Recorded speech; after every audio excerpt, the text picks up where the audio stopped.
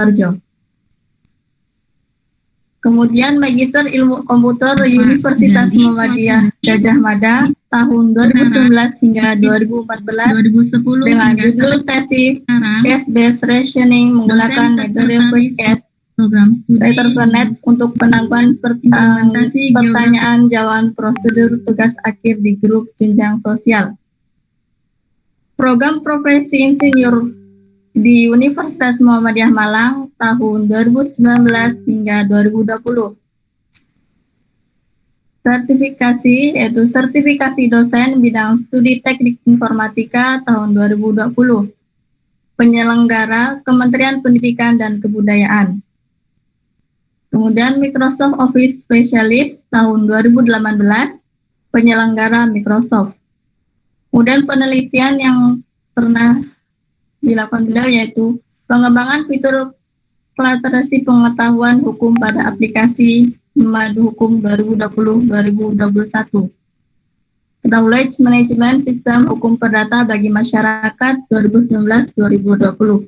Dan masih banyak lagi. Kemudian penghargaan yang pernah diraih beliau yaitu Gold Medal for Innovation Design at Innovation and Design Exposition Universitas Teknologi Mara Malaysia tahun 2017.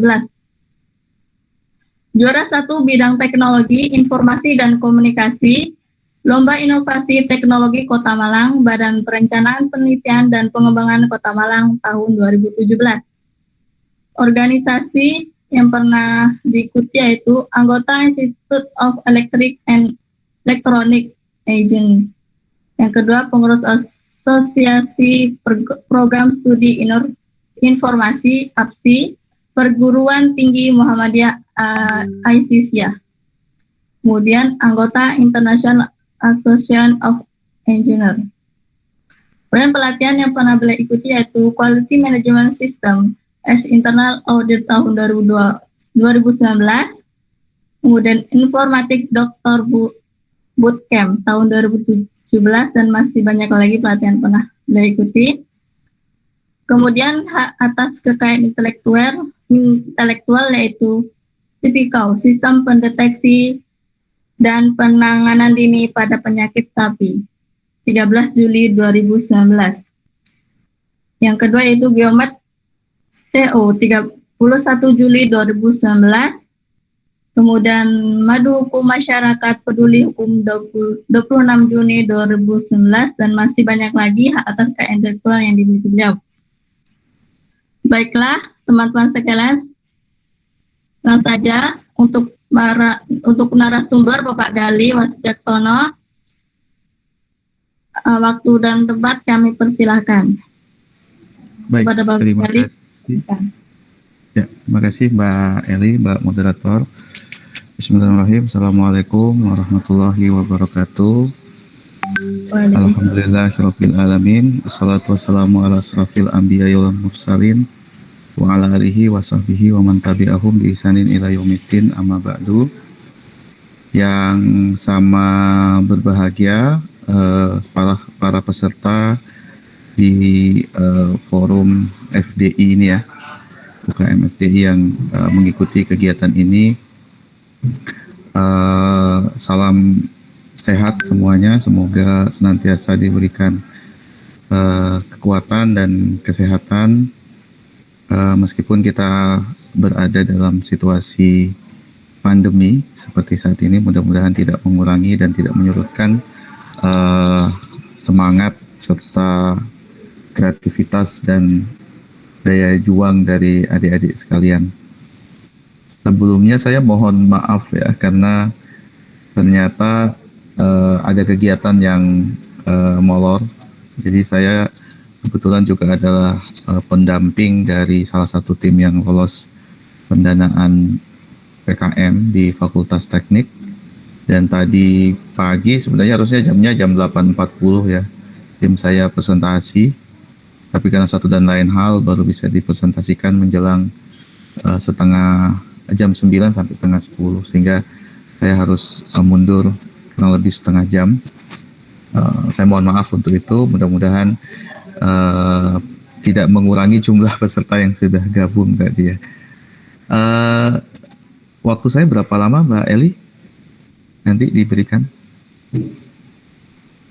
untuk menyampaikan materi.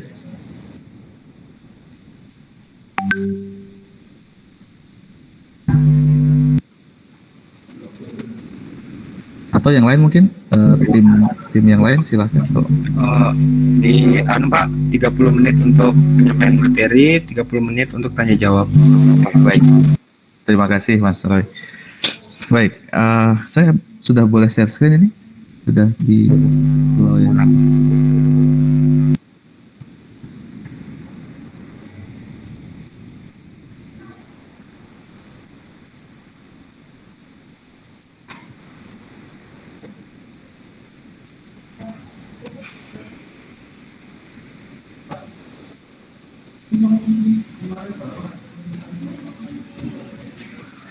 Apa sudah tampil atau belum ya? Sudah Bapak. Oh, sudah tampil ya di slide-nya, baik. Jaringan saya sedang di kantor ini, jadi kalau nanti mungkin tampilan slide saya dengan yang saya sampaikan itu tidak match, ya mungkin nanti bisa diingatkan saja, nggak masalah. Demikian juga ketika ada hal-hal yang kurang jelas, yang mungkin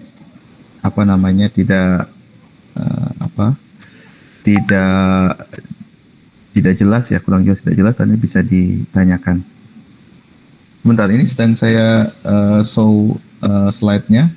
Yang tampil apakah yang versi slideshow atau yang versi PPT untuk ini ya di Anda?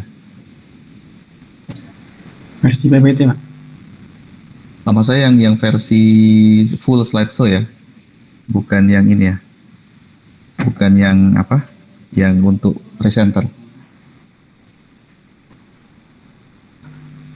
Oh iya, bukan presenter. Oke, sip. Makasih Mas. Baik, jadi saya kemarin dihubungi untuk bisa menyampaikan materi terkait dengan gemastik. Jadi sebenarnya kalau secara umum itu gemastik di Universitas Muhammadiyah Malang juga ditangani atau dikelola oleh panitia ad hoc ya, seperti itu. Dan dari saya sebenarnya tergabung di kepanitiaan LIDM.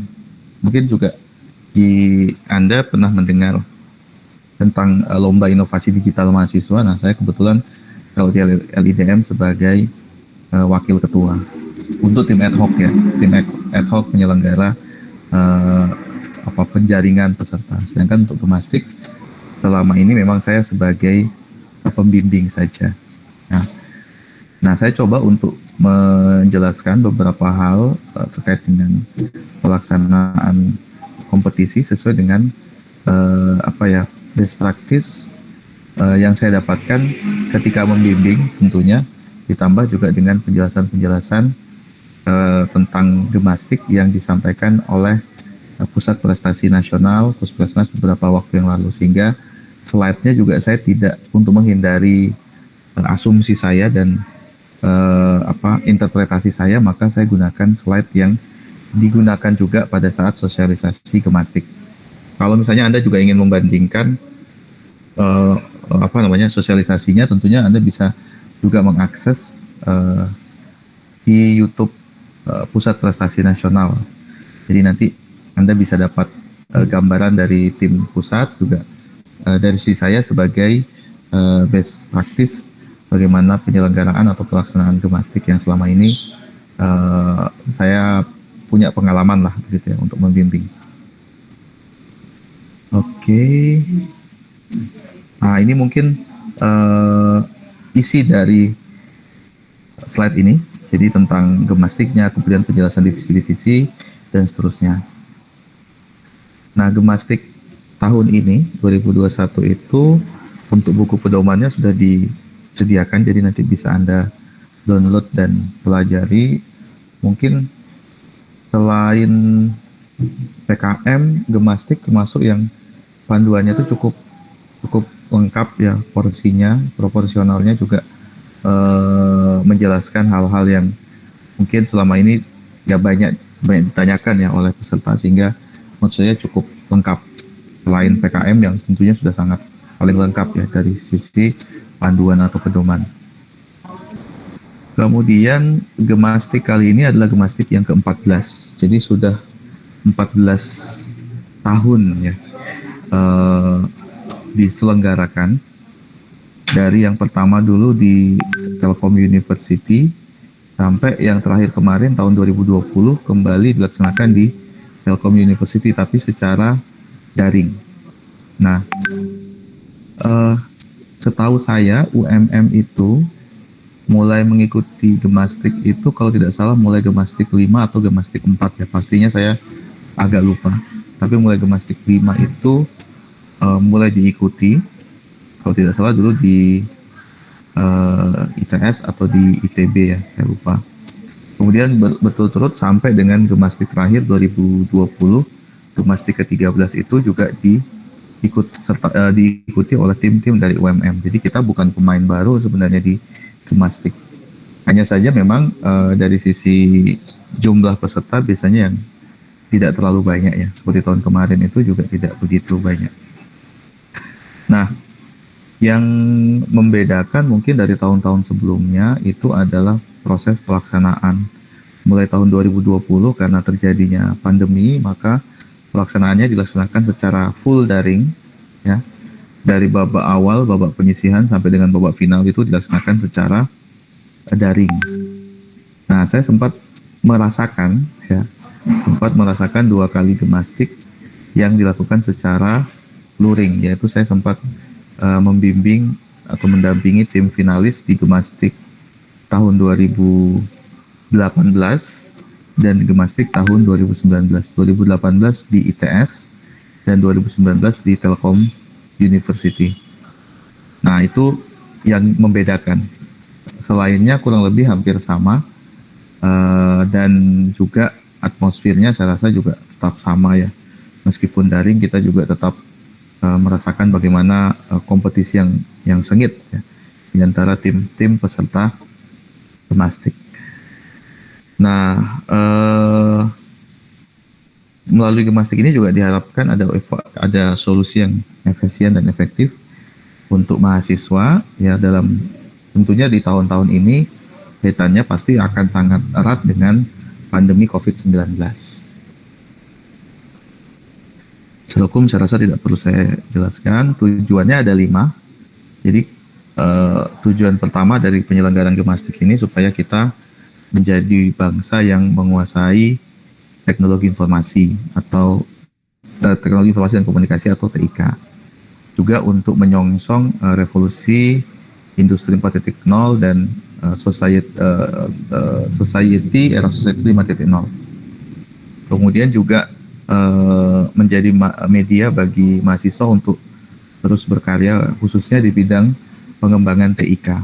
Jadi kalau di kontes robot itu misalnya ya yang kental di situ adalah mahasiswa-mahasiswa dari elektronika atau teknik elektro, maka kalau di bidang gemastik ini memang yang dominan adalah mahasiswa-mahasiswa bidang TIK, meskipun tidak semuanya harus dari informatika ya, ada yang dari statistik, ada yang dari matematika, ada yang dari kesehatan juga ya, yang berkolaborasi dengan mahasiswa-mahasiswa dari bidang IT. Memang fokusnya adalah pada pengembangan TIK.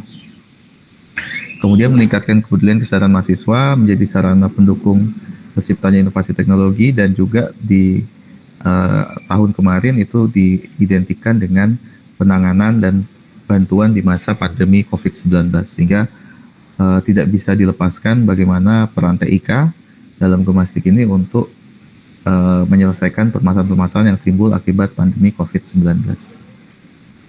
Cabang kompetisinya cukup banyak, jadi ada 11 cabang. Nah, mungkin ada yang sangat spesifik dengan bidang IT. Saya nggak tahu, nanti mungkin bisa sharing setelah sesi saya karakteristik peserta hari ini ya, atau mungkin ada jurusan dan fakultasnya ya, karena saya belum sempat tanya kepada panitia kemarin kira-kira ini pesertanya dominan mana, dari teknik atau dari campuran atau bagaimana, sehingga nanti mungkin akan saya berikan penekanan-penekanan mana bagian yang memang benar-benar itu bisa dilakukan oleh yang pure IT atau yang gabungan kolaborasi. Jadi ada 11, nanti akan coba saya rekap satu persatu dari cabang kompetensi gemastik ini. Nah ini, jadi dari gemastik 1 sampai dengan gemastik 13 kemarin itu sudah diselenggarakan, dan kalau tidak salah bukan informatika, UMM ya secara umum, karena ada gabungan dari elektro biasanya juga ya. Itu dimulai dari gemastik 5 kalau saya tidak salah. Kemudian sampai dengan gemastik ke 13 kita terus mengirimkan finalis-finalis ya dari berbagai cabang lomba. Kemudian awardnya ada nanti dapat juara 1, 2, dan 3, sehingga ada 3 kali 11 medali karena ada 11 perunggu, perak, perak, perunggu, emas, perak, perunggu ya, emas, perak, perunggu. Kemudian nanti bagi juara utamanya atau juara umum akan mendapatkan piala bergilir. Nah, piala bergilir ini diberikan bagi kampus yang paling banyak mendapatkan medali. Kemudian ada juga penghargaan non medali, ada the most inspiring team, tapi biasanya the most inspiring team ini akan dipilih dari mereka-mereka yang berada di wilayah-wilayah yang memang cukup jauh dari pelaksana atau dari tim-tim yang besar-besar ya yang berkompetisi. Kalau tidak salah di tahun 2019 kemarin waktu saya sempat mendampingi ke Telkom University itu mendapatkan the most inspiring team itu dari Universitas Tadulako karena memang cukup jauh di Sulawesi Tengah sana ya. Juga ada yang lain ya, yaitu lomba poster dan lomba e-sport. Saya rasa untuk FDI ya kita fokus ke 11 kompetisi ya, bukan yang di e-sportnya. Kemudian ini statistik, saya rasa memberikan gambaran sih bagaimana dari waktu ke waktu kayaknya di masa pandemi ini cukup menurun untuk pesertanya. Kemudian sebenarnya ini sangat antusiasnya sangat tinggi bagi peserta yang mengikuti gemastik, tapi memang karena proses penyisihannya itu juga cukup berat, maka banyak tim yang kemudian berguguran di awal-awal begitu. Nah, sehingga yang masuk ke sekian tim ya, jadi yang sampai ke proses mengikuti lomba itu biasanya tidak begitu banyak ya, sampai ke penyisihan sampai ke babak finalnya biasanya hanya 20 tim untuk saat ini. Dulu hanya 10 tim. Jadi 10 tim itu akan bertanding di babak final. Nah, kalau sekarang lumayan karena dilakukan secara daring ada sekitar 20 tim. Peluangnya masih cukup terbuka lebar.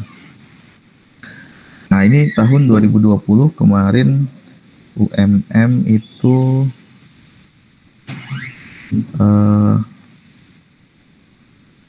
ini ya. UMM hanya satu tim yang masuk ke finalis. Maaf Pak, slide-nya belum pindah. Pindah ke sebentar. Iya, slide-nya belum pindah Pak.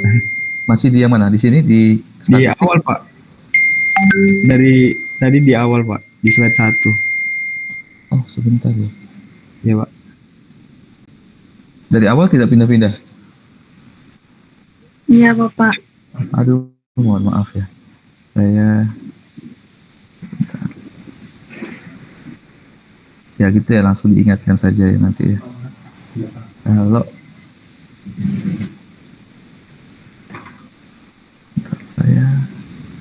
saya share entire screen aja ya dulu ya. Oke Pak.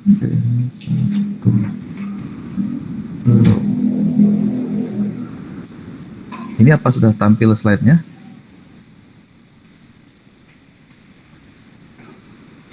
Sudah bergerak? Sudah, Pak. Pak. Oke.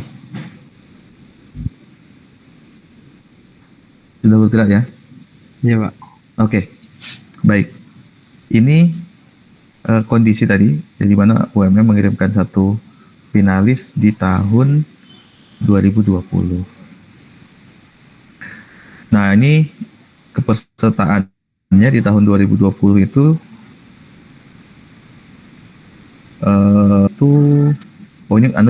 ini persebarannya ya.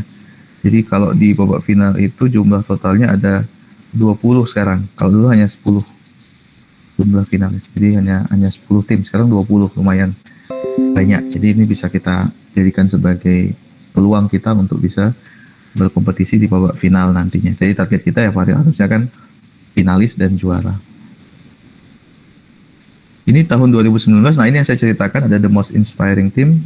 Saya kebetulan ikut di tahun ini. Jadi tim saya lolos ke babak final, tapi sayangnya tidak mendapatkan juara. Ini dilaksanakannya di Telkom University, masih luring waktu itu, kita ke Bandung waktu itu ya. Sedangkan yang 2020 tim saya tidak lolos, tapi ada tim lain dari UMM yang lolos, dan The Most Inspiring Team dari Institut Teknologi Kalimantan dan dari Universitas Negeri Gorontalo. Jadi sudah bisa dilihat sebenarnya The Most Inspiring Team ini tidak bisa mungkin jarang ya bisa didapatkan dari tim-tim di Jawa. Kemudian pelaksanaannya ya, nanti seluruh kompetisi dilaksanakan secara daring sampai dengan babak final. Kemudian juga seremonial pembukaan dan penutupan akan dilaksanakan secara daring, dan juga acara-acaranya juga dilaksanakan secara daring. Perbedaannya adalah di divisi ini, divisi 1 yang programming itu ada 30 tim nantinya, dan di divisi 2 ada divisi 2 sampai dengan 11 ada 20 tim. Persyaratan umum mungkin nanti bisa dibaca lebih lengkap, panduannya nanti bisa saya share juga atau bisa di-download dari website ya, sudah ada saat ini. Nanti satu tim itu terdiri dari maksimal 3 orang mahasiswa. Yang perlu disiapkan biasanya pada saat pendaftaran itu sudah ada KTM, kemudian ada dosen pendamping, kemudian juga kalau tidak salah masih ada surat penyertaan delegasi, tapi nanti itu bisa dicek kembali syarat tersebut karena masih berubah-ubah. Kemudian juga ini ada pembatasan. Ini menurut saya cukup fair ya. Jadi ini untuk menghindari dominasi dari tim-tim besar, bahwa pesertanya belum pernah menjuarai kategori yang sama pada Gemastik di tahun sebelumnya. Ini untuk menghindari modifikasi terhadap produk-produk yang sudah menang sebelumnya gitu. Kemudian juga sisanya sih umum ya. Jadi sesuai dengan panduan kompetisi, tidak ada unsur sara dan seterusnya. Kemudian untuk pendaftaran nanti ada pendaftaran kepesertaan perguruan tinggi, pendaftaran peserta tim, dan pendaftaran ulang pada saat babak final. Jadi finalis nanti diwajibkan untuk melakukan registrasi lagi. Jadi hati-hati, jangan dipikir ini seperti kompetisi yang lain seperti PKM yang hanya proses di awal saja, tetapi sampai di akhir sudah tidak perlu melakukan registrasi. Ini berbeda. Jadi ini cukup berbeda.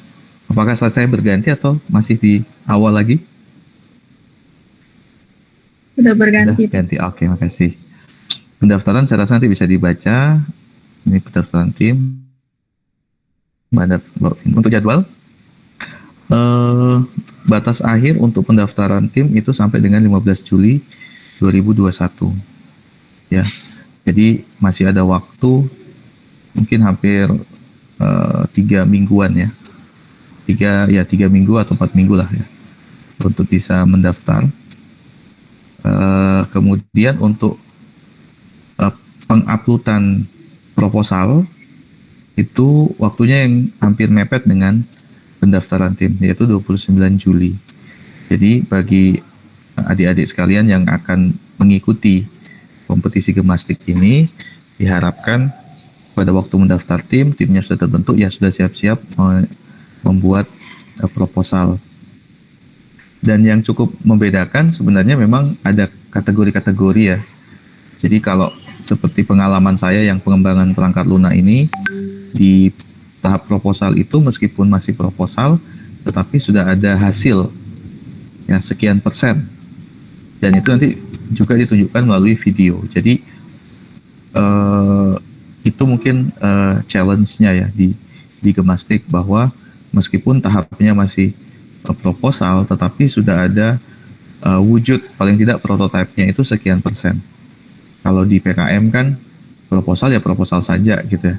Kita belum bicara ke bagaimana produknya dikembangkan, bagaimana didemokan. Kalau di Gemastik itu sudah ada gambaran-gambaran meskipun baru di tahap proposal.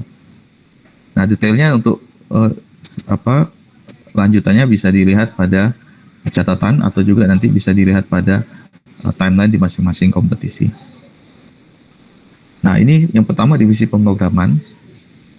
Saya punya pengalaman untuk divisi pemrograman itu hanya mendampingi tim di tahap penyisihannya. Jadi penyisihannya juga tidak bisa lolos, tetapi sedikit ada gambaran pada waktu itu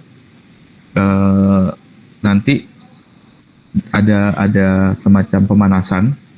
Nah, ini mungkin bagi yang di luar bidang informatika atau komputer atau elektro mungkin tidak begitu memahami, atau matematika mungkin masih bisa ya. Matematika masih bisa memahami karena juga ada programming. Jadi yang dilihat itu adalah kecepatan dan ketepatan. Jadi pada saat membuat program itu tidak hanya cepat, artinya sesuai dengan tenggat waktu, tapi juga ketepatan atau efisiensi, sehingga akan dilihat bagaimana misalnya struktur memori atau jumlah memori yang digunakan, dan juga waktu runtime, waktu untuk melakukan proses compiling dan proses debugging dari program yang kita buat. Nah, ini yang jadi tantangannya. Kemudian juga logika dari program tersebut ya. Makanya mungkin kalau ada dari matematika bisa mencoba nanti join dengan teman-teman dari elektro dan informatika untuk bisa mengikuti programming. Waktunya yang diberikan sekitar 3-5 jam. Nah, itu nanti memang sejak awal dari dulu sudah daring ya untuk penyisihan, yang untuk tahap finalnya baru nanti dikumpulkan di satu tempat. Tapi sebenarnya juga menggunakan semacam online judgment yang sama gitu. Jadi sebenarnya kalau mau dibuat daring juga nggak masalah. Nah, itu kemudian nanti tidak ada masalah untuk bisa membagi strategi. Jadi apa ya, semua mengerjakan semua soal, atau satu orang menjadi programmer, yang lain menganalisis soalnya. Silahkan saja, itu tergantung strategi masing-masing tim. Dan itu harus sering melakukan latihan, karena memang jenis programming ini ya seperti kompetisi lari gitu ya, lari estafet gitu ya. Kalian harus punya strategi bagaimana cara menyelesaikan setiap permasalahan dengan cepat dan efisien. Digunakan C++, dan Java, silahkan dipilih. Nah, ini babak penyisihannya nanti bentuknya ada soal gitu ya, sekitar 5-12 soal, kemudian nanti akan dibuatkan papan skor, dan nanti akan cepat-cepatan. Jadi yang skor teratas tertinggi yang nanti akan masuk ke babak selanjutnya. Kemudian babak final juga saya rasa sama ya. Nanti ada 8-18 soal programming. Kemudian ini contohnya. Jadi ini contoh online judge, dia menggunakan DOM Judge. Kalau Anda mau latihan, Anda bisa menggunakan Yuri Judge ya. Coba di googling aja Yuri Judge, itu nanti bisa atau DOM Judge ini juga bisa di-download kok sebenarnya. Bisa di-download. Nah, jadi nanti ada soal-soal seperti ini. Nah, nanti di sini bisa dilihat ya. Soal nomor 1 dikerjakan dengan total skor 161, 8 kali percobaan gitu ya. Kalau sudah hijau ini berarti sudah solve, tetapi kalau masih pink ini berarti dia masih mencoba, belum solve. Nah, nanti silahkan dilihat ininya ya, kemungkinan soal-soal yang mudah dulu itu bisa dikerjakan. Apa kita lihat berarti soal ini cukup mudah gitu. Cukup mudah. Nah, jangan dilihat timnya ya, nanti merasa minder. Jadi ini timnya sama aja semuanya. Jadi dari saya rasa apa namanya, kita tidak ditentukan oleh apa karena satu kelas satu babak dengan tim mana saja, itu menurut saya tidak ada masalah di situ. Tapi memang mereka punya banyak pengalaman atau latihan ya. Jadi ini harus dimulai, mungkin tim FDI bisa menginisiasi untuk mengadakan semacam latihan-latihan bersama untuk programming. Divisi 2 keamanan cyber ini mungkin bisa diikuti oleh beberapa prodi ya, tidak hanya dari informatika elektro tapi juga bisa dari matematika juga masih bisa, atau yang memang related misalnya terkait dengan bidang keamanan ya, yang ada menyinggung dengan bidang keamanan cyber, saya rasa juga masih bisa ikut. Apa yang dilihat adalah ketepatan dan kecepatan peserta dalam menutupi kelemahan yang ditemukan yang akan memperkuat sistem tersebut bertahan dari serangan peserta lain. Ini nanti tesnya seperti kompetisi cyber lainnya menggunakan model CTF, Capture the Flag, seperti itu. Dan apa namanya, ada dua babak juga, ada babak penyisian, ada final.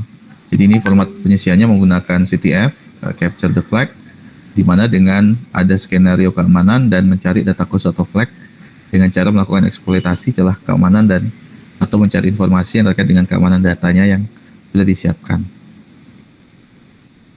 Ada penyisian dan pemanasan dulu, gitu ya. Jadi tidak langsung ke lomba. Kemudian babak final nanti akan diambil sebanyak 20 tim. Format di babak final adalah attack defense, di mana nanti setiap tim punya sistem dengan celah keamanan dan diberi waktu untuk memperbaiki sebelum nanti akan dicoba oleh tim yang lain. Ada ketentuan-ketentuan khusus seperti tidak boleh melakukan DOS, denial of service, kemudian juga tidak boleh ada kecurangan, juga tidak boleh merusak sistem secara berlebihan gitu ya. Mungkin sampai dihapus semua datanya ya, tidak perlu, dan seterusnya. Ini hasil dari proses di babak tertentu ya di dalam cyber security. Jadi apa yang akan dihasilkan, kemudian hasilnya seperti apa, skornya seperti apa, itu bisa dilihat di contoh seperti ini. Kemudian yang ketiga adalah divisi penambangan data. Kalau yang untuk cyber security saya belum pernah membimbing tim, jadi belum punya gambaran, tapi kondisinya ya seperti itu ya. Jadi yang pertama modelnya seperti CTF tadi, dan yang kedua modelnya adalah attack defense. Divisi 3 penambangan data. Pada penambangan data ini atau data mining ya, yang akan dilakukan adalah melakukan pada babak penyisihan, melakukan penambangan terkait dengan korpus teks bahasa Indonesia. Jadi penambangan terhadap bahasa Indonesia yang nanti ini akan bekerja sama dengan INACL Malkin. Itu salah satu asosiasi. Mungkin untuk bidang ini bisa kerjasama dari tim bahasa dengan tim IT atau tim elektro gitu ya. Jadi nanti akan digunakan misalnya menggunakan machine learning atau deep learning pada kasus bahasa Indonesia, dokumen bahasa Indonesia, mungkin bisa data Twitter, analisis, dan lain sebagainya. Babak penyisian nanti bentuknya adalah berupa makalah. Jadi dalam makalah itu ada judul, abstrak, pendahuluan, dan seterusnya. Kemudian juga di dalam makalah tersebut ada metode dan hasil. Jadi sudah ada metode yang digunakan terhadap korpus teks bahasa Indonesia dan ada hasilnya. Kemudian nanti akan disajikan di dalam makalah kepada juri. Silakan menggunakan tools atau framework atau library yang diinginkan. bisa menggunakan tools-tools di dalam deep learning atau di dalam machine learning. Sedangkan babak finalnya nanti ya akan diberikan dataset disertai deskripsi singkat, kemudian diberikan waktu 5 jam untuk membangun model dan menggunakan model untuk dievaluasi. Jadi di babak penyelesaian kita dikasih data, di babak final kita dikasih data, kemudian data tersebut kita olah dengan menggunakan mekanisme-mekanisme di dalam machine learning dan deep learning, kemudian nanti akan kita evaluasi. Tentunya yang menang adalah mana yang paling akurat, misalnya yang mana yang paling efisien dan seterusnya. Kemudian setelah itu selain dibuat modelnya juga harus dipresentasikan di hadapan juri secara daring. Ini penilaiannya. Kemudian yang berikutnya adalah desain pengalaman pengguna atau UX design. Kalau UX design ini ya banyak dominan diikuti oleh mereka-mereka yang memang tertarik dengan bidang user experience ya. Dan lomba ini jadi fokus utama adalah pengalaman yang dirasakan pengguna ketika sedang menggunakan aplikasi tersebut secara menyeluruh. Jadi bagaimana kita melakukan riset terhadap pengalaman pengguna ketika menggunakan aplikasi. Nah, mungkin ini sekilas bisa kombinasi antara bidang-bidang manapun dengan bidang di komunikasi juga ya, dan bidang di IT. Jadi mungkin kalau perlu misalnya di pertanian bisa kombinasi mahasiswa dari pertanian dengan dari komunikasi dan dari IT. Nah, peserta dituntut dapat merancang antar muka pengguna yang baik dengan menggunakan metode sehingga didapatkan hasil desain yang memiliki kualitas UX yang baik. Nah, bentuk penyisiannya berupa work in progress yang terdiri dari proposal, poster, dan video klip. Kebetulan untuk desain UX saya juga pernah membimbing tapi tidak berhasil lolos sampai ke babak final ya, hanya di penyisian saja. Sekilas pada waktu itu memang tidak hanya sekedar kita membuat desain di Corel Draw atau kita membuat desain di Adobe XD atau kita membuat desain di di mockup gitu ya.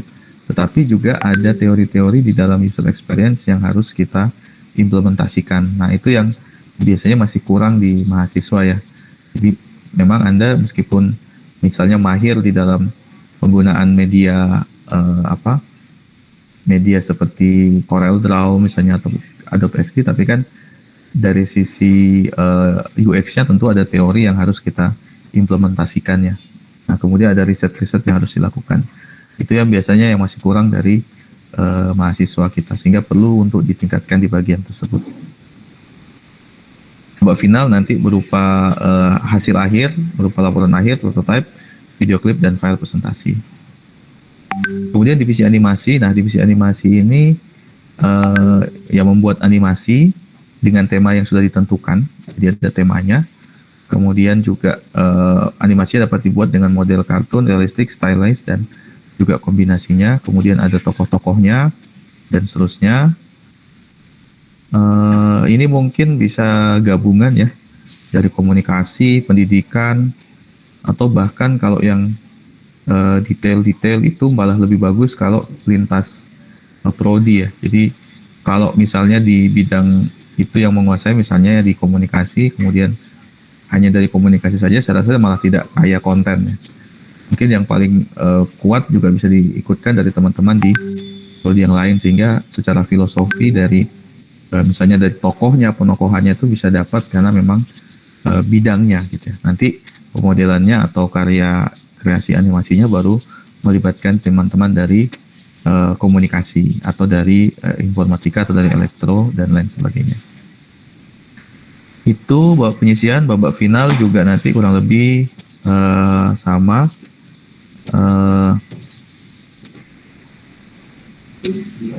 Pengiriman karya ini babak final ya, ada ketentuan yang harus dikirimkan ya. Kemudian ini nanti bisa dicek kembali ya karya-karyanya yang harus diikuti ya, apa ketentuan-ketentuannya. Kemudian kota cerdas atau smart city. Nah, kota cerdas atau smart city ini sebenarnya kaitannya dengan bagaimana merancang inovasi kota cerdas ya atau smart city. Nah, ini tentunya harus melibatkan banyak pihak dan banyak aspek gitu ya. Jadi misalnya terkait dengan adanya sensor, kemudian adanya penggunaan gadget, ada pusat data dan lain sebagainya. Nah, nanti dalam smart city ini yang dikumpulkan adalah proposal dan video. Nah, ini mungkin bisa melibatkan banyak pihak ya. Kalau di beberapa kampus ada planologi dan lain sebagainya, itu mungkin bisa terlibat. Kalau di kita mungkin dari bidang sipil, ya, kemudian dari bidang-bidang sosiologi, itu sangat mungkin. Dan spesifik di mungkin tidak harus smart city yang modelnya seperti di luar ya, mungkin bisa smart city dengan kearifan lokal di wilayah tersebut, yang itu kemudian diangkat sebagai dasar dari pengembangan rencana pengembangan smart city di jenis divisi atau kompetisi ini.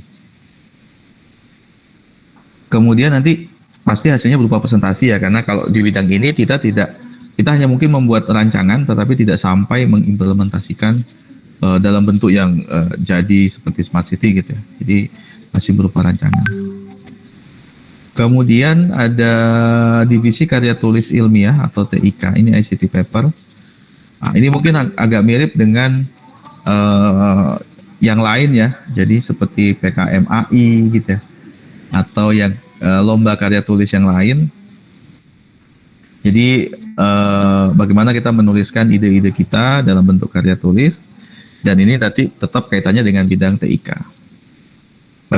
Penyisihannya nanti menyusun karya tulis ilmiah dengan template atau garis lingkung yang sesuai dengan pedoman. Kemudian babak final nanti ada poster dan ada presentasi. Nah, ini pasti bisa diikuti oleh siapa saja ini ya, tetapi tetap harus melihat kaitannya dengan TIK.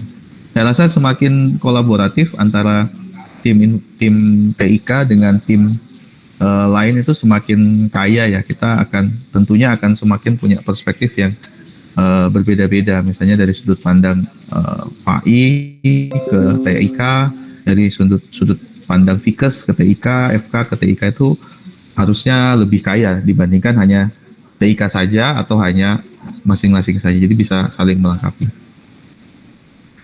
Kemudian, nah ini divisi perangkat lunak, ini yang sering saya bimbing, sering saya dampingi dan sampai ke babak final ya. Jadi untuk perangkat lunak ini kita mengembangkan software. Platformnya tidak terbatas, bisa web, bisa mobile, bisa desktop juga nggak masalah. Atau juga bisa yang sifatnya sudah wearable ya. Jadi boleh juga yang wearable. Tapi yang dilihat sebenarnya dalam divisi ini adalah pemanfaatan perangkat lunak, bukan device-nya. Nah, jadi ada solusi apa yang diberikan, biasanya ada tema-temanya. Anda harus lihat di panduan temanya terkait dengan apa. Itu yang nanti akan jadi acuan. Nah, ini saya sampaikan bahwa meskipun masih tahap proposal, tetapi sudah ada 50% kemajuan dari pengembangan perangkat lunak tersebut. Jadi memang meskipun tahap proposal, Anda sudah mulai mengembangkan sistemnya. Kemudian juga sudah ada dokumen teknisnya tentang bagaimana instalasi, bagaimana penggunaan, dan manual penggunaan dari aplikasi tersebut. Ini memang terkesan cukup sederhana, tetapi sebenarnya ini juga cukup challenging ya di bidang gemastik, karena tentunya saingan-saingan kita itu juga punya teknologi-teknologi perangkat lunak yang tidak bisa dianggap sepele. Nah, mungkin ini bisa kolaborasi sesuai dengan topik yang akan diangkat. Misalnya sebenarnya seperti contoh ya, tim saya pada tahun 2018 itu mengangkat tema atau mengembangkan chatbot. Jadi robot chatting itu dikembangkan untuk digunakan pada media pembelajaran bagi siswa. Jadi bagi mahasiswa ya. Jadi misalnya untuk mau mengetahui silabus dari proses belajarnya yang dia ikuti, kemudian untuk mengetahui bahan-bahan yang akan dipelajari, untuk mengetahui hubungan antara satu mata kuliah dengan mata kuliah itu menggunakan chatbot. Tetapi memang dari komposisi tim pada waktu itu semuanya adalah dari informatika. Harusnya supaya lebih kaya, lebih bagus, itu bisa melibatkan dari bidang pendidikan ya, sehingga lebih kaya lah khasanah di bidang tersebut, lebih kaya. Kemudian di tahun yang kedua, tahun 2019, tim saya lolos lagi sampai ke final, mengembangkan sistem deteksi penyakit sapi. Nah, tetapi memang kekurangannya juga pada waktu itu kita tidak punya anggota tim yang berlatar belakang dari bidang peternakan misalnya, atau mungkin bidang kesehatan hewan gitu ya. Jadi memang ya kita hanya bisa bercerita dari sisi pengembangan perangkat lunak, tidak bisa bercerita secara entire proses ya, dari proses deteksi penyakit sapinya, penanganannya dan lain sebagainya. Babak final nanti sistemnya sudah jadi secara utuh dan sudah diuji cobakan dan nanti akan dipresentasikan. Oke. Kemudian di divisi selanjutnya adalah divisi piranti cerdas atau sistem benam atau embedded system ya, atau IoT, Internet of Things. Jadi smart device, embedded system dan IoT. Nah, ini juga saya dulu pernah membimbing kalau tidak salah.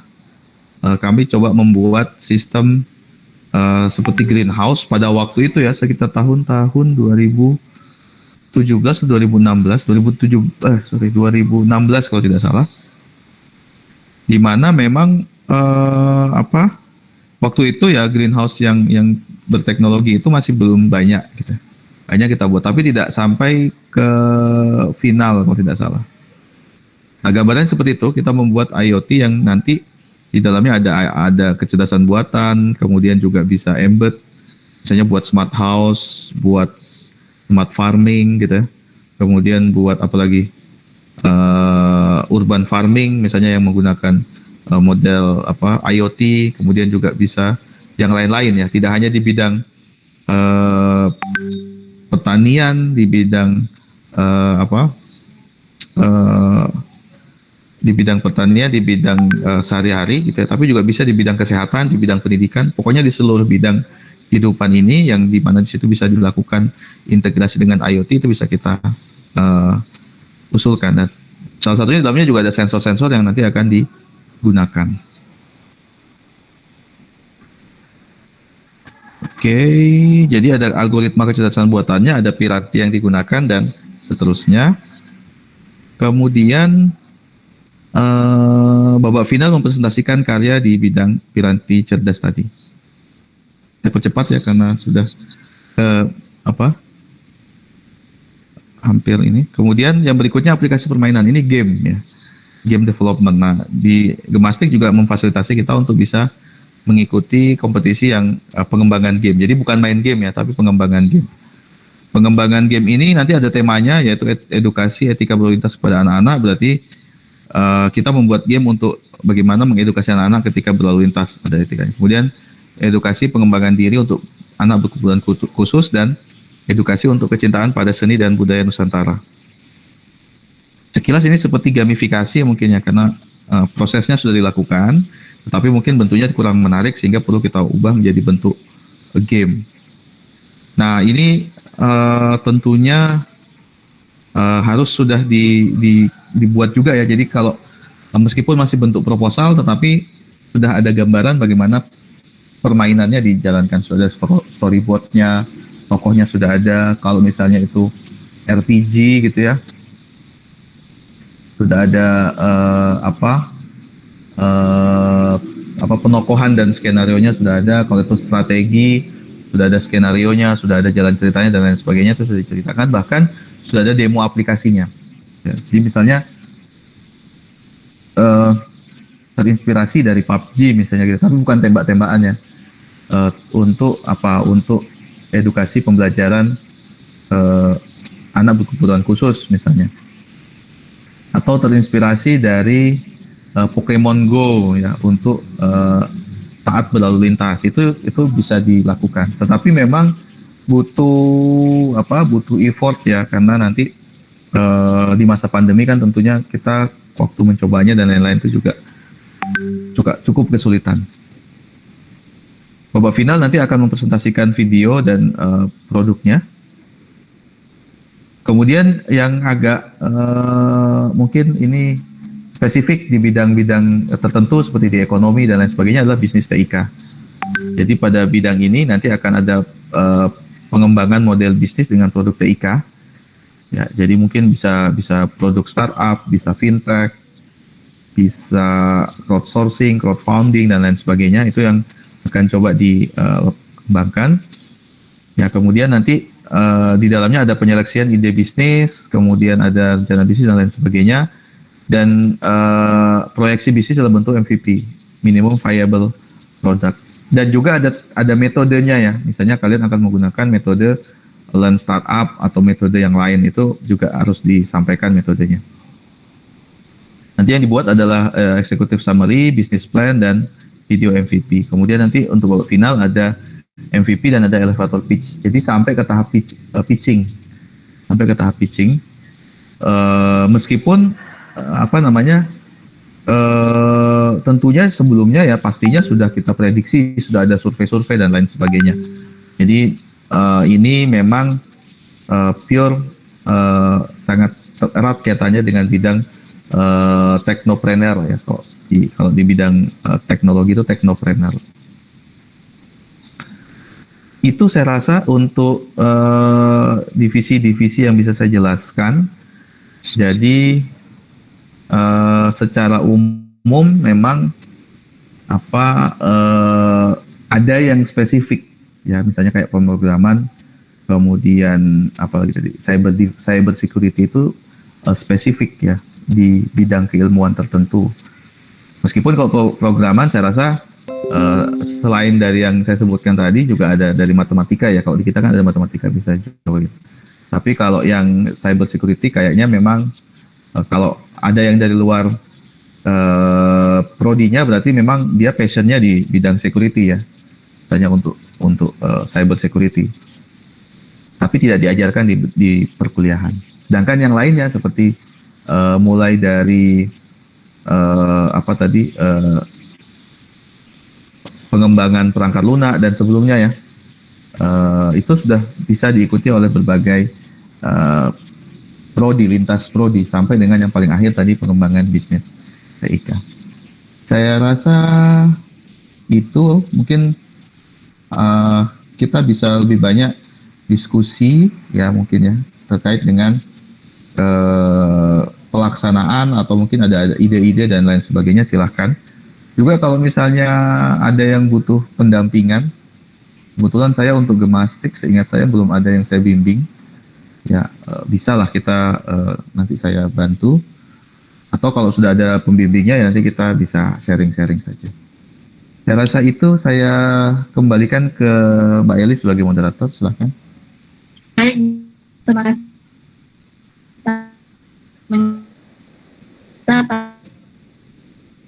Maksudnya ya, ini apa?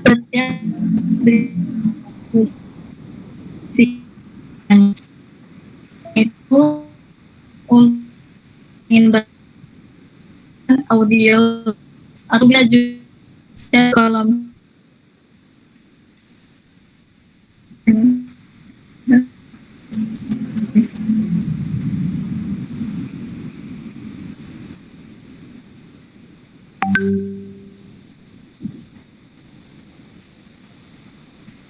bagi pen aktifkan itu jadi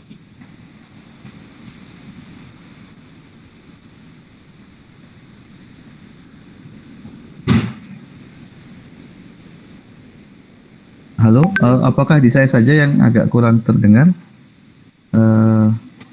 suaranya Mbak Eli? Iya Pak, putus-putus Pak suaranya. Oh ya. Saya pikir di jaringan saya saja. Sebelumnya terima kasih atas penyampaian materi dari Bapak. Apakah ada yang ingin bertanya dari audiens? Jika ada yang ingin bertanya dan ingin didiskusikan, bisa langsung open mic atau di kolom chat terlebih dahulu. Seperti itu.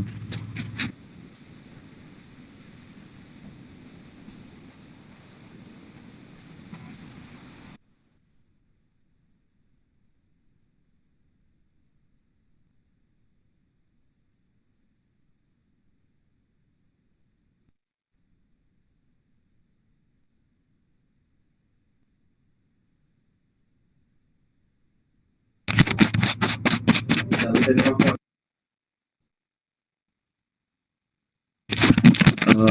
ada yang ingin bertanya ya? Silakan. Udah.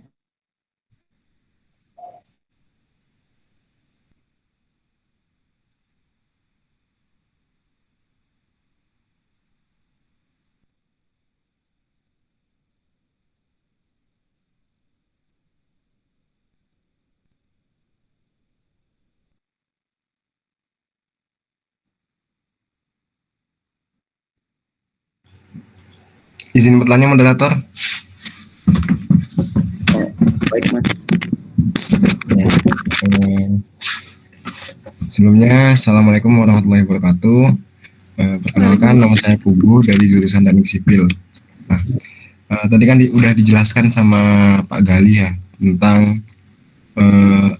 gemastik ini, dan memang rata-rata di setiap divisi itu membutuhkan anak teknik informatika gitu ya. Jadi rata-rata gemastik ini memang buat ranahnya anak teknik informatika.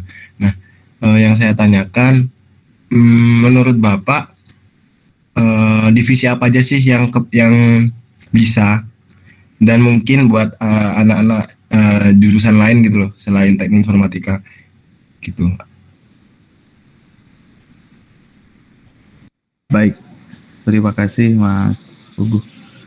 Jadi sebenarnya pengalaman saya di waktu mendampingi beberapa tim itu ya, tidak terlihat sebenarnya di dalam komposisi tim itu apakah mereka semua informatika atau bukan. Karena kan kita waktu sudah sesi presentasi sudah tidak melihat background, tidak bisa melihat background juga gitu ya. Atau waktu pendaftaran juga meskipun kita bisa lihat dari kampus ini siapa gitu, kita nggak bisa lihat backgroundnya.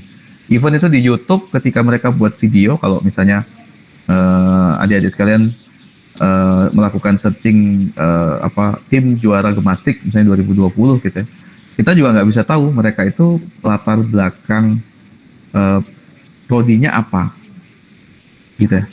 Jadi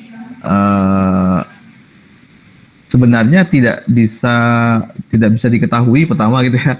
Kemudian yang kedua, memang kalau menurut saya pribadi malah pengalaman-pengalamannya, malah kalau lintas prodi itu malah lebih kaya gitu ya. Misalkan kota cerdas ya, smart city. Smart city itu kalau hanya sekedar dari elektrod dari informatika, kita cuman taruh sensor misalnya gitu ya. Taruh sensor di satu titik, misalnya kita asumsikan ada CCTV misalnya satu titik, udah gitu. Nanti CCTV itu dapat apa? Tapi kalau misalnya join dengan dari sipil misalnya, maka kita bisa lebih spesifik, misalnya smart city untuk untuk jembatan, smart city untuk wilayah zona sekolah, smart city untuk wilayah zona bebas kendaraan dan lain sebagainya. Itu malah lebih dapat karena di bidang sipil kan ada transportasi dan lain sebagainya. Dan itu nggak kelihatan yang saya sempat kelihatan, yang kita bisa tahu itu karena kita tanya gitu ya. Ada tim ketemu dulu ya waktu masih luring itu, ada tim kita tanya, kamu dari mana sih? Saya dari keperawatan. Karena waktu itu mereka membangun IoT ya, sistem untuk mendeteksi orang ketika lansia gitu. Jadi lansia yang nanti dikhawatirkan jatuh ketika kamar mandi atau dikhawatirkan ketika beraktivitas kemudian jatuh, itu dibuat alat untuk mendeteksi. Nah itu kan kalau cuma dari elektro dan informatika nggak bisa, kita nggak tahu bagian mana saja yang harus dipasangi alat mendeteksi, harus dikasih sensor dan lain sebagainya. Harus ada dari bidang atau dari program studi keperawatan yang tahu tentang itu. Misalnya juga untuk terapi stroke misalnya ya. Jadi permainan, kita buat permainan, ini aplikasi permainan tapi untuk terapi stroke. Mungkin kalau permainan biasa kita cuman pakai kayak kalau di mall itu yang ngedance itu ya, yang kita pakai kamera kemudian orang ngedance, kita tangkap tangannya bergerak. Kalau itu hanya mahasiswa IT dan misalnya ya cuman bikin game dance tadi. Tapi begitu ada teman-teman dari fisioterapi, dari psikologi, maka jadilah salah satu permainan yang digunakan untuk menterapi mereka yang terkena penyakit stroke. Sehingga mungkin ada semacam pohon di layar gitu ya, harus menjangkau, itu kan berarti terapi untuk dia menggerakkan tangannya. Dia harus berjalan mendekati layar, menjauhi layar. Itu ada keilmuannya di situ. Nah, malah yang seperti itu yang banyak kan menang gitu ya. Karena tidak hanya sekedar teknologi tapi kebermanfaatannya lebih tinggi. Dan kita nggak tahu di balik itu timnya apa saja. Sehingga itu mungkin gambaran-gambaran bagaimana sebenarnya kolaborasi antar prodi itu malah lebih dibutuhkan ketimbang hanya di bidang IT atau di bidang elektro saja. Kecuali yang programming ya. Kalau programming karena memang itu kontesnya untuk bidang pemrograman yang menguasai, mungkin kita bisa sebutkan hanya matematika dan informatika serta elektro. Sisanya itu bisa sangat dimungkinkan untuk bisa berkolaborasi dengan prodi-prodi yang lain atau dari mahasiswa dari prodi yang lain. Begitu Mas, mudah-mudahan sudah ada gambaran bagaimana bentuk kolaborasi di Gemastek ini. Baik Pak Gali, terima kasih atas jawabannya. Oke. Baik. Yang bertanya. Maaf Pak, saya ingin bertanya. Ya. Pada divisi pengembangan perangkat lunak, sebaiknya kita berfokus pada proposal atau fokus pada pengembangan aplikasinya dulu? Dan apakah ada tips tertentu untuk dalam menulis proposal di Gemastek ini, Pak? Seperti itu. Oke. Jadi pengalaman saya ketika membimbing tim dari pengembangan perangkat lunak itu di split ya Mas, jadi dibagi. Ada yang mereka fokus untuk menulis proposal, misalnya 1 orang, ada yang fokus untuk mengembangkan prototipenya misalnya 2 orang gitu. Dan biasanya kalau perangkat lunaknya itu misalnya seperti kemarin bidang penyakit hewan ternak, itu harusnya yang menuliskan proposal adalah mereka yang dari peternakan, karena dia sangat paham betul jenis-jenis penyakitnya, kemudian bagaimana penanganannya, bagaimana peternak bisa menggunakan perangkat tersebut. Itu mereka yang paham betul. Sedangkan yang bidang informatika yang mengembangkan aplikasi web atau aplikasi mobile-nya sesuai dengan targetnya ya. Jadi 50% itu sampai di mana. Nah, sayangnya pada tim saya kemarin itu semuanya informatika. Sehingga memang mereka agak kesulitan ketika akan menuliskan di proposal. Bahkan mereka kalau tidak salah pada waktu itu sampai mengextend tim. Jadi memang yang dilaporkan ke Gemastek itu 3 orang, tapi ada tim-tim bayangan gitu ya, yang mungkin sifatnya volunteer, teman-teman tongkrongan atau teman-teman Maba, P2KK gitu yang kenal. Nah, itu mereka minta bantuan untuk membantu merumuskan yang di bagian proposal untuk penyakit sapinya. Jadi mungkin teman mereka dari waktu peternakan itu mereka minta bantuan untuk bisa membantu mereka untuk di bagian itu. Bahkan sampai di tahap final, karena tim itu lolos sampai final, mahasiswa dari prodi peternakan itu juga mereka minta bantuan untuk menjadi tim pakar gitu ya. Jadi ketika ada kasus yang dituliskan dimasukkan ke aplikasi, mereka minta bantuan dari teman-teman dari peternakan itu untuk menjawab pertanyaan tersebut. Jadi ketika juri misalnya coba untuk bertanya, nanti akan dijawab oleh teman-teman dari tim peternakan. Jadi mungkin itu bisa cukup efektif di awal ya. Jadi bisa berkolaborasi dengan yang lain dan juga bisa mungkin banyak sharing dengan teman-teman dari prodi yang lain yang relevan dengan topik yang kita akan angkat. Dan pengalaman saya ketika mendampingi juga ketika saya tanya-tanya ke beberapa tim yang lolos ke final, kebanyakan dari mereka memang produknya itu sudah disiapkan jauh-jauh hari sebelumnya. Misalnya itu merupakan tugas besar atau tugas tugas mata kuliah begitu ya yang sudah dibuat, dipoles sedikit sehingga memang effort untuk pengembangan aplikasinya tuh lebih sedikit dibandingkan mereka yang bikinnya baru dari awal ketika proposal dibuat. Nah, itu biasanya kelihatan perbedaannya. Nah, tetapi dengan adanya kalau dulu sih sering gitu ya. Jadi misalnya di kompetisi tahun sebelumnya tuh mereka bikin sistem untuk di pertanian misalnya gitu ya. Di pertanian misalnya bagaimana untuk pengelolaan lahan, pertanian, kemudian untuk bisa sampai ke promosi dan lain sebagainya. Itu misalnya mereka buat itu. Di tahun berikutnya, karena belum ada aturan tidak boleh ikut lagi, mereka ganti, di switch dari pertanian, diganti ke perikanan. Kan tidak terlalu sulit kan ya, menggantinya itu. Ya ada perubahan tapi tidak banyak. Akhirnya mereka sudah sangat siap ketika babak penyisihan, akhirnya lolos ke final. Gitu ya. Sedangkan kita yang masih nol yang membangun dari awal.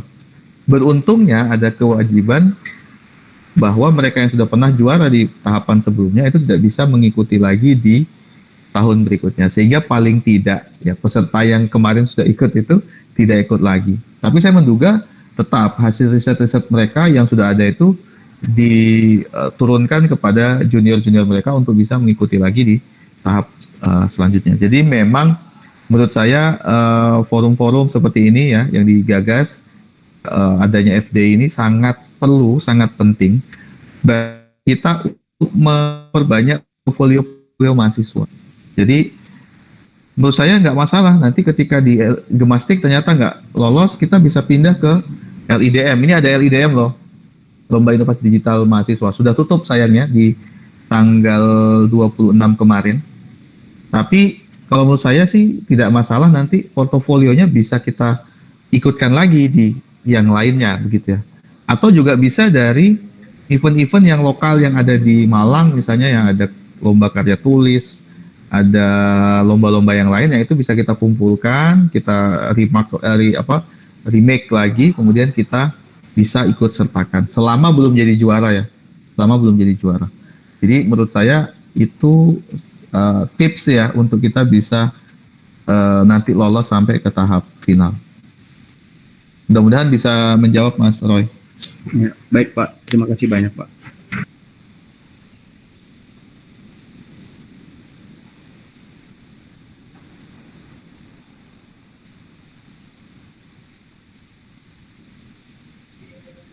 Mungkin MC-nya lagi kesusahan sinyal. Oh iya ya. Silahkan kalau yang lain ada juga boleh langsung kok. Ya, jika ada yang ingin bertanya lagi, dipersilakan.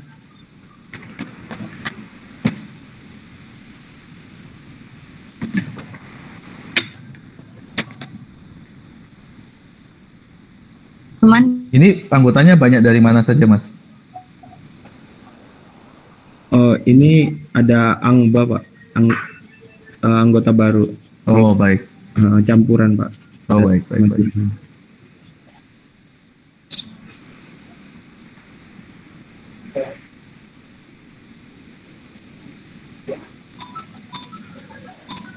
yang kita aktifkan atau juga di kolom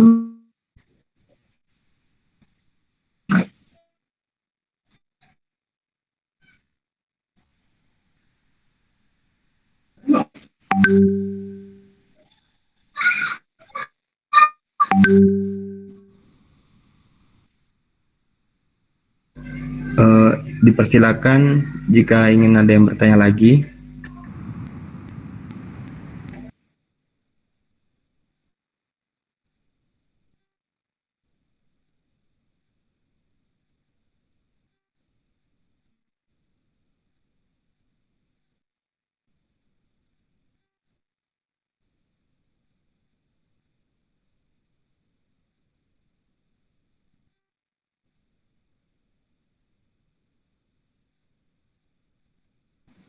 Saya izin bertanya, moderator.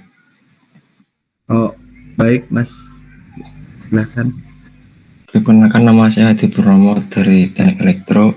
Mau izin bertanya mengenai divisi karya tulis ilmiah TIK.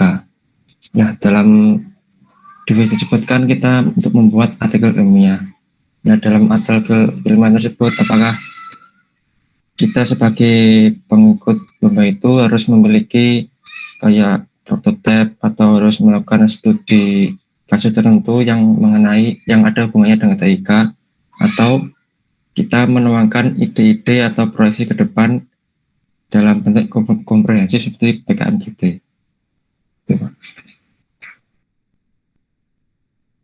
Baik, kalau di di divisi karya tulis ini sebenarnya lebih mirip ke PKMAI ya, PKMAI karena memang yang ditonjolkan adalah dari sisi penulisan karya ilmiahnya ya. Jadi di dalamnya mungkin kita pakai pendekatannya yang IMRAT gitu ya, introduction, method, research, discussion gitu ya. Jadi sesuatu yang mungkin kalau misalnya juga dia bentuk adalah gagasan, paling tidak gagasan itu bisa dievaluasi gitu ya. Jadi ada bentuk ada evaluasinya, atau mungkin bisa dilihat dari literatur review yang sudah mengulas tentang itu. Makanya saya lebih condong bahwa ini lebih dekat ke PKMAI, ke PKMGT. Kalau kita mau kita samakan gitu ya. Sehingga di dalam penulisannya unsur yang paling dominan adalah tadi ya, sebentar saya coba.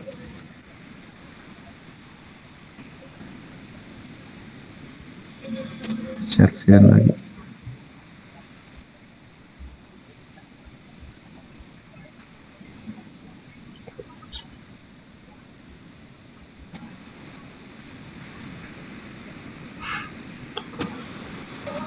Oke, Pak. Nah, jadi yang dilihat adalah judul. Apakah sudah tamat? Sudah, Pak.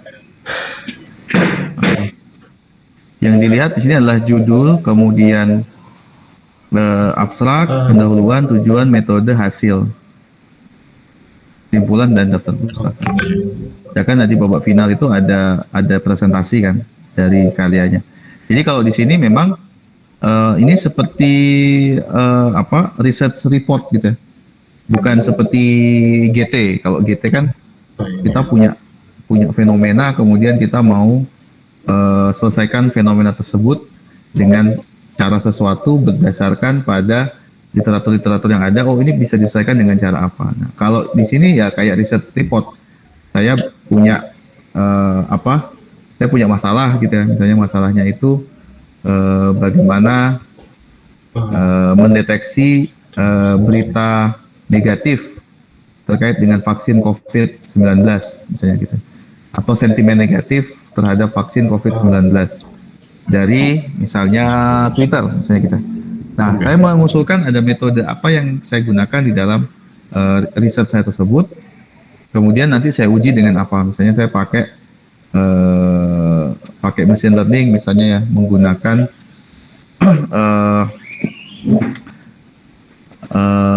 misalnya menggunakan naive bias, anggaplah gitu ya, misalnya menggunakan naive bias. Nah, nanti mau mengujinya itu misalnya saya menggunakan akurasi. Jadi saya menggunakan akurasi untuk mengukur apakah ini termasuk pada sentimen negatif atau sentimen positif terhadap COVID-19. Kemudian hasil akurasinya tersebut saya laporkan. Nah, itu sudah termasuk kategori atau kriteria yang akan diikutkan di dalam divisi ini. Jadi kan sudah ada TIK-nya, kemudian sudah ada COVID-nya gitu ya, kurang lebih seperti itu. Jadi mungkin kalau disamakan itu ya seperti luaran atau mungkin output dari mata kuliah gitu ya. Kalau mata kuliah disuruh buat makalah atau disuruh buat paper, ya seperti itu.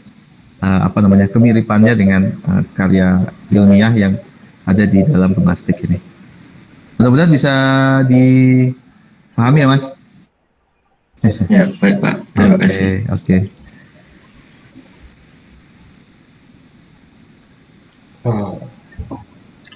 Baik, terima kasih. Kemudian ingin bertanya lagi. Ya, 30 derajat ini audio. Izin mau tanya ya Pak ya? Terdengar ya suaranya? Oh ya Pak, menurut kayak yang disampaikan Mas Hadi tadi ya, Maaf, memperjelas, apakah ada yang ingin bertanya lagi? Kita kasih satu lagi jika ingin ada yang bertanya, satu pertanyaan lagi.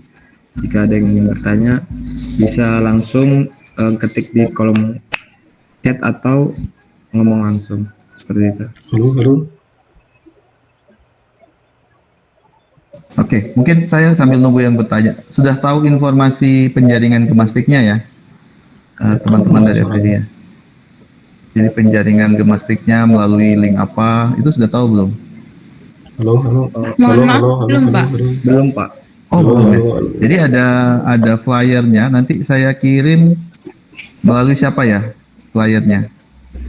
Mulai saya bisa Pak. Oke, saya kirim melalui Mas Roy. Nanti di situ ada link penjaringannya. Nanti akan didata oleh tim universitas. Nah, silahkan bisa bisa mengisi dulu. Termasuk mungkin kalau bagi yang belum ada kelompok, saya rasa nggak ada masalah sih mengisi dulu. Nanti siapa tahu nanti bisa dicari-carikan kelompok atau ketika gabung di grup bisa dapat kelompok.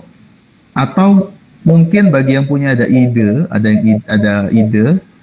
kemudian belum ada tim dari informatika atau belum ada tim dari elektro bisa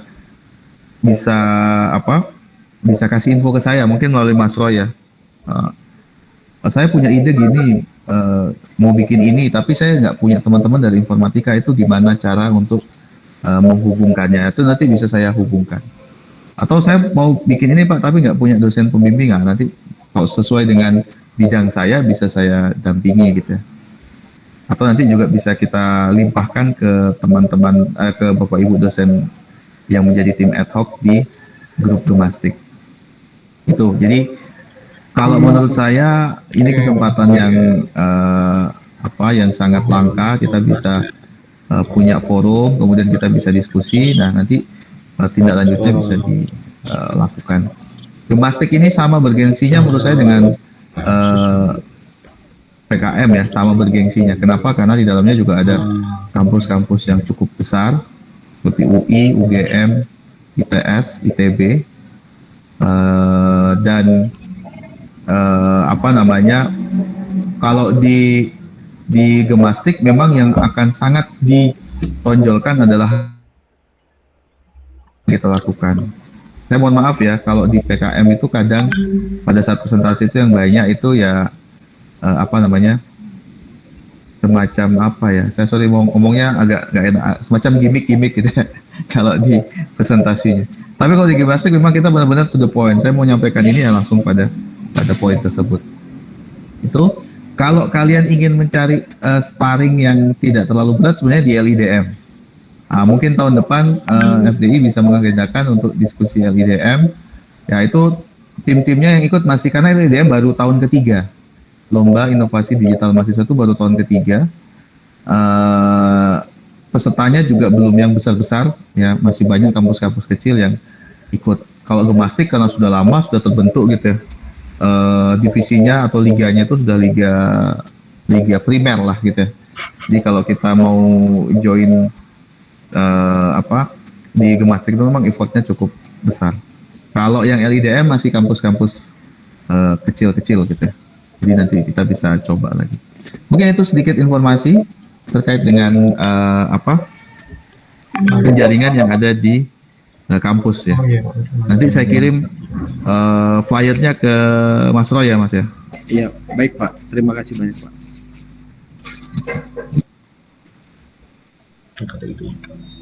Apakah ada yang ingin bertanya ini? Saya Mas, denger ya? Oh ya, Oke. ya. Oh ya Bang, lanjutin yang tadi pertanyaannya Mas Hadi ya. Tadi kan KTI TIK ya.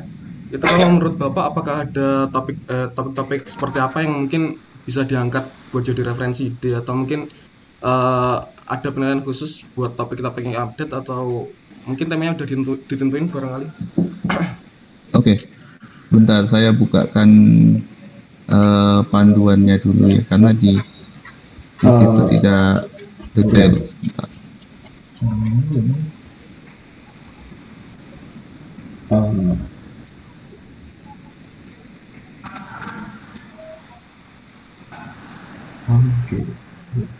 Apa sudah tampil panduannya?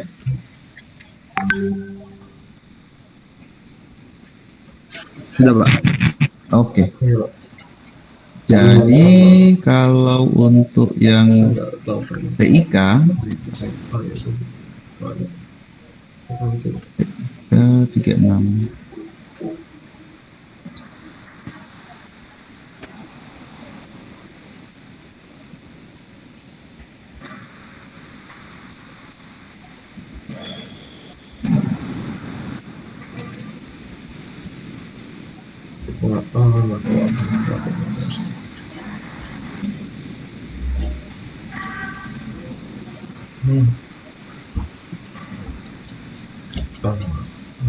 Nah ini.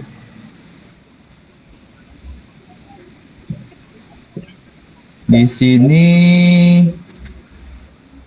kriterianya tidak ada kalau saya lihat. Jadi kalau tadi sih yang disebutkan itu kan, jadi gagasan atau ide kreatif yang bersifat visioner implementatif untuk mencari solusi atas permasalahan bangsa mengikuti kaidah penulisan ilmiah gitu ya. Nah, solusi dari segi TIK untuk jadi tidak ada batasan sebenarnya mau membahas apa. Silahkan saja. Tapi kaitannya ada dengan TIK. Paling gampang itu kan menggunakan metode riset atau menggunakan metode yang ada di bidang TIK. Apa saja, misalnya penggunaan software, penggunaan hardware, kemudian penggunaan teknik atau model atau menggunakan algoritma, kecerdasan buatan dan sebagainya, pengolahan data itu juga bisa, keamanan data dan lain sebagainya, itu sangat dimungkinkan. Nah, tetapi memang karena secara umum topik gemastiknya itu tadi saya sebutkan sebenarnya bagaimana solusi terhadap pandemi COVID-19, sehingga ada tambahan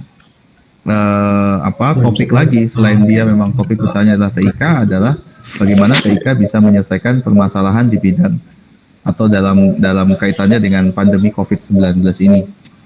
Nah, jadi kalau menurut saya ya contoh real ya seperti tadi itu.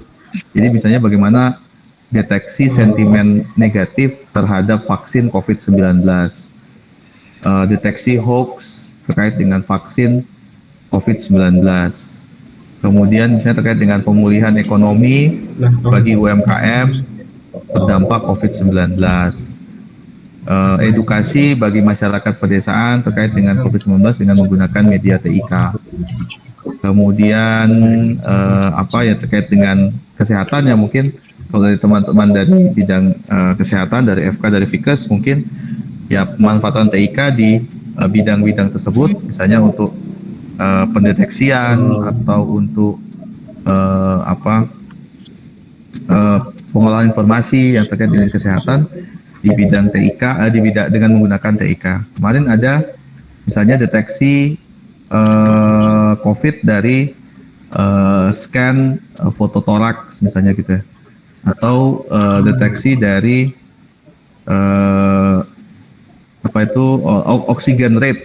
Nah, jadi itu bisa saja seperti itu, nanti dikaitkannya dengan teknologi, misalnya bagaimana deteksi COVID dari foto atau dari ronsen toraks itu dengan menggunakan metode deep learning, atau dengan menggunakan metode machine learning, atau dengan menggunakan pemodelan yang lainnya.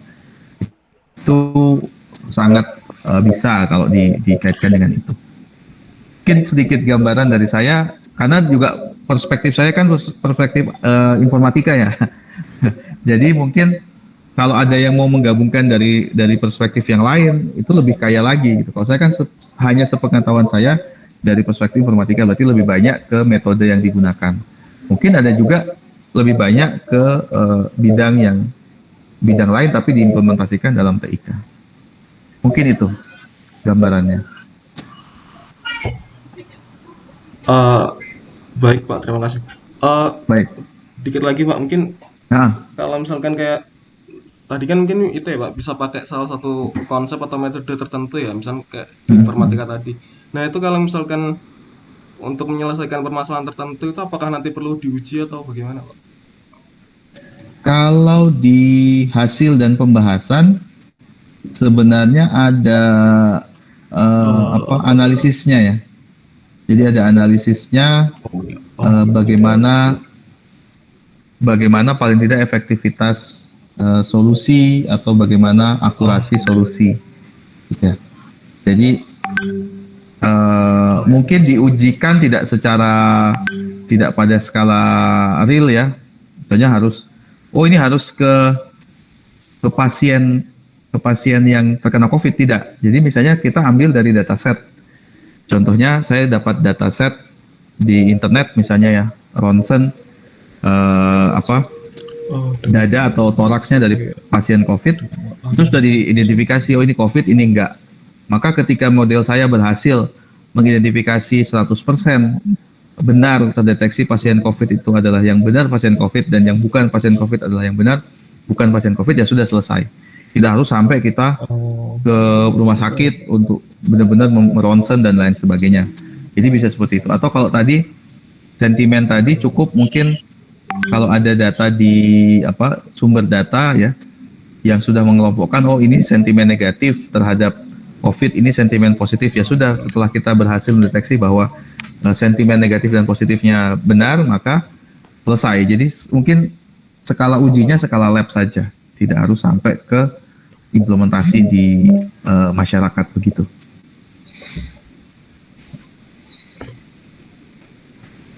Baik Pak, terima kasih sudah.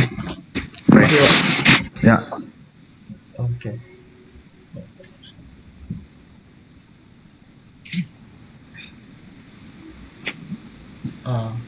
Terima kasih banyak teman-teman bertanya. Terima kasih kembali yang telah menyampaikan materi pada ya.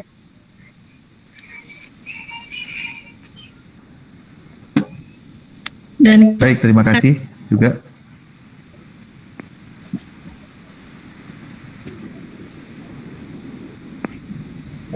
Untuk memperjelas Pak, terima kasih banyak untuk materi yang sudah disampaikan. Terima kasih banyak juga untuk teman-teman yang sudah hadir pada kelas gemastik pada hari ini. Ya, mungkin bisa saya tutup ya Pak. Ya. Sekian dari saya, kurang lebihnya mohon dimaafkan. Assalamualaikum warahmatullahi wabarakatuh. Waalaikumsalam warahmatullahi wabarakatuh. Untuk Angba jangan out dulu karena ada presensi seperti itu. Ya, baik. Masih banyak ya Pak. Ya, saya sudah bisa meninggalkan room ini ya, berarti ya. Oke, terima kasih. Sukses untuk seluruh kegiatan yang dilakukan. Mudah-mudahan nanti ada tindak lanjut untuk tim yang ingin mengikuti kompetisi. Saya tunggu partisipasinya, mudah-mudahan nanti banyak yang bergabung. Terima kasih, saya mohon pamit undur diri. Mohon maaf semuanya. Assalamualaikum warahmatullahi wabarakatuh. Waalaikumsalam. Waalaikumsalam warahmatullahi wabarakatuh. Waalaikumsalam. Untuk Angga bisa presensi sama pengurus juga bisa presensi. Seperti itu.